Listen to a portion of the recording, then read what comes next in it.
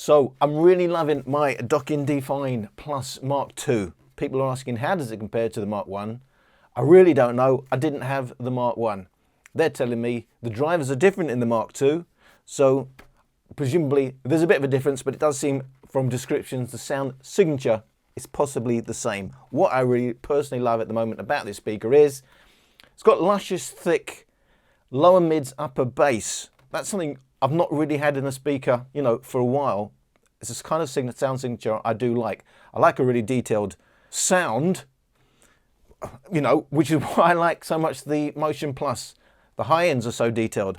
It's different on the Dockin D Fine because it's the detail in that upper bass, lower mids. It's luscious, but there's lots of detail. I can pick out sounds. I haven't heard something quite like this for a long time. For the sort of tracks that I like, what I like to listen long term, it's really, really nice. There's a nice weight to the bass. Is it the best speaker in the world? Would this be my only speaker? No, I'm not saying that. It does have its issues, most notably a bit of a recessed vocals. There's that 1 kHz to 4 kHz dip, so you're losing some clarity, which I see is the same description on the Mark I. You're getting a bit of added back because there's a big peak at 6 kHz. So it's kind of messy. It's not, you know, a perfect flat frequency response by any means, but it does extend into deep bass. There is a lot of weight to it, but without going over the top. So I do like a lot of weight to my bass, but I don't like a boombox, especially as most of my listening now is indoors. A boombox for me indoors isn't going to work, and it's not going to work for my neighbours. This does add weight without going over the top. I really like it. But if you're looking for great clarity in vocals, it's probably not going to be your best friend. So the point about this video, which is not going to be that long, the reason is on the first one that I got, and let's have a look which one it is. Right, this one is gone orange. This is the low battery. I can't get the battery to charge. So even when I leave, you know, in the charger for 24 hours, it isn't charging. They've sent me the free replacement before I've even sent back the first 41. So that was brilliant. It came within like 3 days of me saying I had a problem. So that's brilliant. And I figured, one, I've still got them. And there's still some charge left in this. Let's have a listen in the stereo. Now there's very easy stereo pairing. All I have to do on both of these speakers at the same time is press down that what is an oval button above the other 4 buttons. Press them both down at the same time while they're on, of course, otherwise it would be completely pointless. They will automatically pair. Next time they fire up, they will automatically pair with each other. Now, it's not all brilliant news. While they are in wireless lock, they're not completely synced. So this may or may not be a good thing to you. If I turn off one of them, the other one stays on. So on most of these speakers, you turn off either the master or the slave, they will both turn off. Now, it may be, oh, I don't want to listen to both, I just want to listen to one. And then that will be a good thing for you. But in terms of wireless pairing, true wireless pairing, TWS, it's working perfectly. I'm not getting any dropouts. It's just a weird thing that you start playing some tracks, then you stop, and it gives you another ding sound. I don't know why, because I know I've stopped playing because there's no music coming. But other than that, it works really nice. So nice, in fact, I figured, actually, I've got to give you an example of how nice it is, how well it goes as a stereo pair. So first of all, to give you an idea, you've got one, which I've got, and then they send you a second one, or you've paid for a second one. How much of a difference? Because we're not talking a 50 quid speaker anymore. We're talking like a £180 speaker.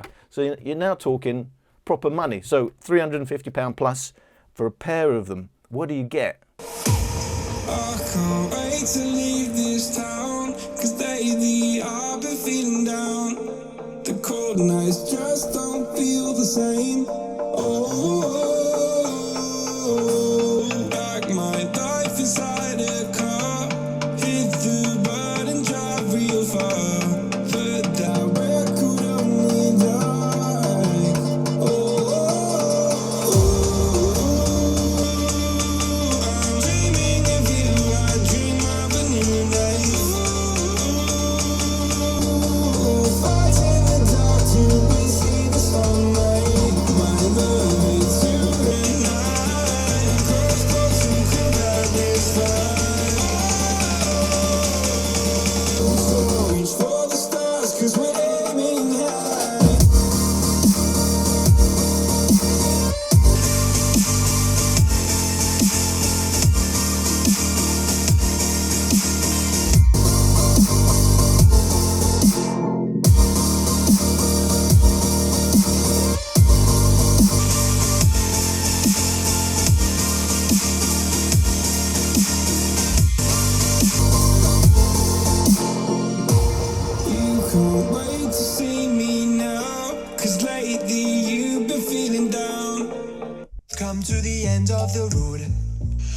no point in running away now. I'd rather sleep until the storm is gone.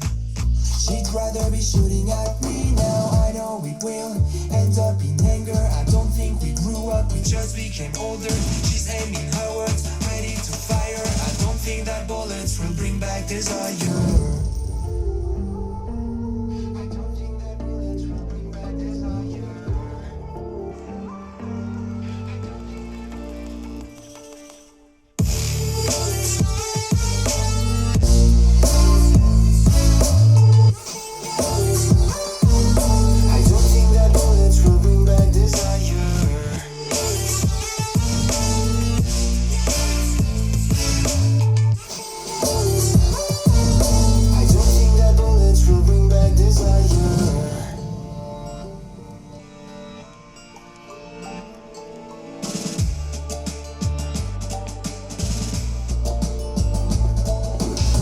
Like a blink of an eye's not enough. She'd rather be staying for days now. I'd rather fix it than mess up again. She'd rather be burning it all now. I know we will end up in anger. I don't think we grew up, we just became older.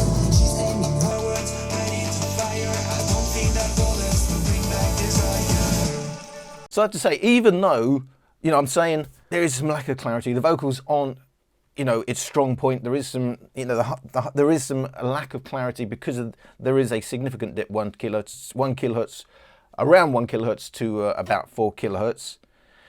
But there is a hi-fi nature to it. Some speakers just go louder, and oh, well, that's quite nice. In terms of the Dockin D Fine Plus 2, there is a hi-fi nature to it. When I say that, because there's true separation, there's some airiness, there's gaps between us. You can pick out different instruments. There's clear air between instruments, and there is detail. There is a lot of detail, and I love the way it handles drums. So there's a definition to the drums. You can hear every element of that drum kit, rather than just a big boom to the bass. For me, that's just what I was looking for. And when you pair up two of them, that bass is really, really meaty, enough to annoy your neighbors. It's really, I really like it. So that's verging on, yeah, that's like of a hi-fi nature. I'm not saying it's a true hi-fi. You know, a true separate system, of course, is in a league of its own. But you're starting to get the feel of that immersive nature of what you get from a hi-fi with these speakers. And I wasn't expecting that much when I first got it. As far as I knew, it was a budget speaker that suddenly they've got a new version and they've doubled the price. It's a nice speaker. So the question is, okay, 350, 360 quid, you can play two of them, you are getting a good experience. Well, hang on a sec, I've already got me mini rigs, which I'm telling people, oh, when you're going up in this scale, in that terms of money, it's the mini rig. The mini rig is the system they get. And I do love my mini rigs. I love my Mark 2s and I'm getting used to my Mark 3s. Because you can embed settings into the Mark 3s rather than, well, you can't do that with the Mark 2. So I can put my own settings in. I'm getting a lot more out of it now, so this has become my main listen, the Mark 3s. When I want a serious listen, it's the mini rigs I go to. Most of you will, if you've got a full-on mini rig system, you will probably have the Minirig 2.1. So you'll have a couple of the Mark 3s or a couple of Mark 2s, and then you'll have one subwoofer. Of course, you can add another subwoofer and sometimes add the minis. It sounds great. But in terms of like to like, oranges to oranges comparison, these are what, about £130 each, 260, and about the same again for the sub, 260, 300. So we're talking around that same money, 350 to 400 quid for a proper listen. So if you're going to pay that money and you're looking for something for a proper listen, I thought I'd give you a comparison because these are the ones I've got. A 2.1 system, which I talk about a lot of other people talk about a lot. And now the Dockin D Fine Plus Mark II, a pair of them. How do they compare? I was ready to surrender my heart to you, only you. These lights all around me keep blinding my eyes from you and the truth. Don't tell me why. I know you won't say mine. Say what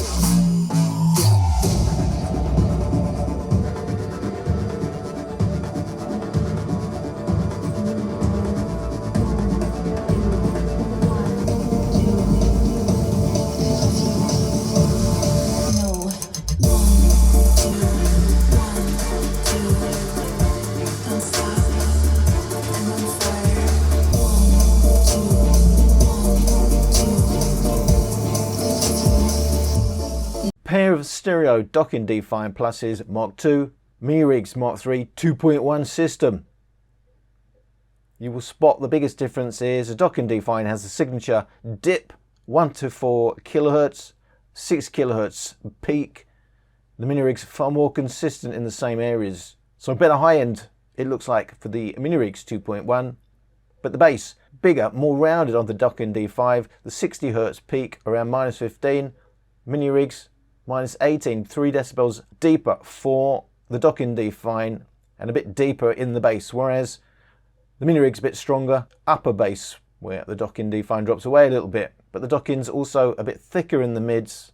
The Minirig's 2.1, if I'm looking at say 250 Hz, we're peaking there around -27. Right, we're again -24, 3 decibels a bit higher, 250 Hz, upper bass, lower mids. So thicker, more rounded sound, deeper bass, Dockin D Fine, not the clarity at the high end, and a bit of an unnatural peak, 6 kHz. Minirig's far more consistent, leaner, more agile sound. They are quite different in sound signatures. So now I can see there's something to be said for both systems. That's still a great 2.1 system. These are still a hi-fi, kind of like in a 2.0, but for the same sort of money. Actually, you're getting a bit more a low-down bass, you're getting a rounder, deep bass. With the Dockins, you're losing out on some clarity, but you're getting a lot more lower mids, weight, lusciousness. Sounds good with sort of, especially middle of the road type of music, which I do like to play, I have to admit. For that sort of music, I've missed a speaker of that nature. I just wish they could have sorted out the dips and the peaks in the high end that they've got with that speaker. It does extend, of course, into the 20, right up to 20 kHz. You've got a more accurate, I guess, a more nimble system with the Minirig's Mark II. More agile system. The big difference is it's going to be more consistent right across the frequency response, but that's got more deep down bass, and it's got more weight to the mids and upper bass, although there is more upper bass actually in this 2.1 system. So they sound a bit different. When you hear them in A/B, at times the Minirigs are going to sound a little bit lean, but actually it's actually because it's a bit more consistent, and maybe it's edging towards a little bit too much weight, but for me it's just right. But in terms of if you wanted the most accurate, I guess the Minirigs are still the go-to, but there's so much detail in those mids. To me, it makes up for everything else. So it's not going to be my longest ever video, probably not the shortest either, although I thought it might be when I started. Just to say, before I send that back, which I'm going to have to do as soon as I finish this video, I thought I should let you know. It sounds really good, not only if you've got one, but when you've got two as well. But if it's going to be your only speaker, you need to know there are issues, and it's going to suit certain genres more than others. The Minirigs 2.1 are still a great speaker bundle, but there are big differences between the sound signatures, and actually you may prefer one over the other. You've got a choice. So I've not heard everything out there, but of the speakers I've heard and the ones I enjoy, here are two of the more serious packages. And actually at the moment, the Dockin is the one I'm listening to most. I hope you got something out of this particular video, and I thank you for watching.